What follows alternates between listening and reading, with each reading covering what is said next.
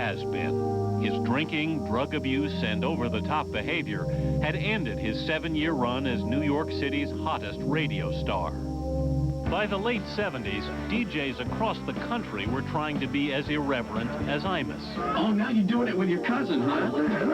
I mean, if you can't slap somebody on their birthday, when can you slap them? His behind is mine. While these shock jocks were making a fortune, their inspiration was out of work for nearly a year.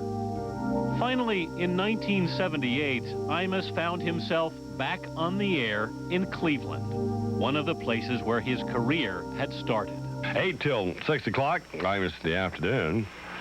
It's real hard for me to talk today. I've been to the dentist. Actually, I should have stayed home, so I should have done, but I'm too dedicated an employee to do that. Rain or shine, whether I feel well or not, I'm in here, man. But in Cleveland, Imus started getting his act together again. The drinking stopped. So did the drugs. He was running, getting himself in shape, eating right, sleeping more, trying to rebuild himself. So there was a real different Don Imus than there had been a few years before. Word that Imus had cleaned up his act spread back to WNBC, his old station in New York. Without Imus, the station's morning ratings had tumbled. Maybe it was time to give him another chance. So the station sent program director Bob Pittman to check up on him. And I got on a plane and went to Cleveland and sat at the airport, turned on the radio so I could listen to Don. And you know what? Don sounded great. On September 3rd, 1979, Imus returned to WNBC and the New York airwaves. Imus is back. For this second shot, will he succeed, or is he but another false prophet? New York radio's original bad boy was now older and mellower, yet still capable of the outrageous. He even took on one of the most notorious, sadistic, and terrifying dictators of the 20th century, Idi Amin. When Amin fled Uganda in 1979, Imus thought it would be fun to start an on-the-air search for him. And every day he was calling around the world looking for Idi Amin. And he called Libya or somewhere, I think it was Libya, looking for him. And someone on the other end said something about, "Mr. Imus, we know who you are." And I've never seen Don go straighter and probably paler than he did at that moment. With Imus's reappearance in the Big Apple, WNBC's ratings skyrocketed. But it wasn't all because of Imus. The station had also hired another bad boy for the afternoon drive time, a shock jock out of Washington named Howard Stern. The two DJs never really hit it off, and when the station planned to put them together in a commercial showcasing their outrageousness, Imus was less than thrilled. And on the day of the commercial, Don didn't really show up. He didn't show up for several hours, and when he did finally show up, he didn't want to make the commercial. Don left for a while. Eventually he came back, and eventually we shot the commercial. I think we did something like 30 takes. Don was absolutely terrific once we finally got involved with it. Because of certain indiscreet remarks by Don Imus and Howard Stern, WNBC Radio apologizes to the following: the National Organization for Women, the New York chapter of Hadassah, Governor Cuomo, the New York Jets, the United States Congress, both houses.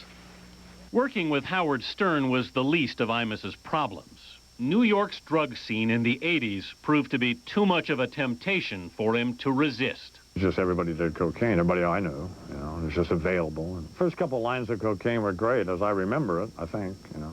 But after that, it's just a nightmare. Imus finally stopped doing cocaine in 1983. The nightmare, however, continued. His drug of choice was more alcohol than anything else. It was devastating. It was horrible to watch. I mean, he was wearing boxer shorts at the radio station at WNBC, and he was walking up and down the hall screaming. It hurt me to see him being hurt that way, and I told him exactly what I felt about it and that I thought he needed to get help. And in fact, he did go for help. When Imus started going to Alcoholics Anonymous meetings, his friends thought at last he was taking a step in the right direction. They were wrong. What really was hideous in terms of my self-esteem was that I lied at AA meetings about drinking. And I would speak at AA meetings, you know, about not drinking, you know. I was still drinking. Slowly but surely, Imus was destroying himself. In July of 1987, he hit rock bottom. I was on a book tour. I came back to New York, and I thought, well, I'd have a couple drinks, you know. 9 days later, you know, it just was horrible. We tried calling him, and we couldn't get a hold of him. Couldn't find him anywhere. And so we finally had somebody go down to his apartment and get somebody to let him in. And they did.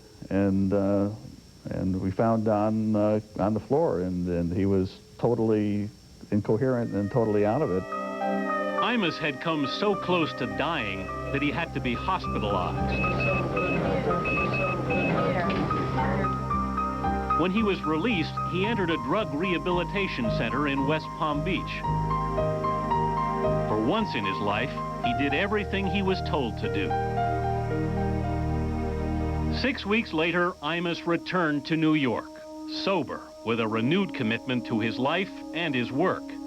He came back on the air at a new station, WFAN, and with a new format. Imus the rock and roll DJ became Imus the talk show host. By the time he changed formats, Imus had been on radio for 20 years. Usually, anybody who's been on the air that long has few surprises left for his audience. But at almost 50, Don Imus had radio listeners asking, "Who is this guy?" all over again. Biographies look at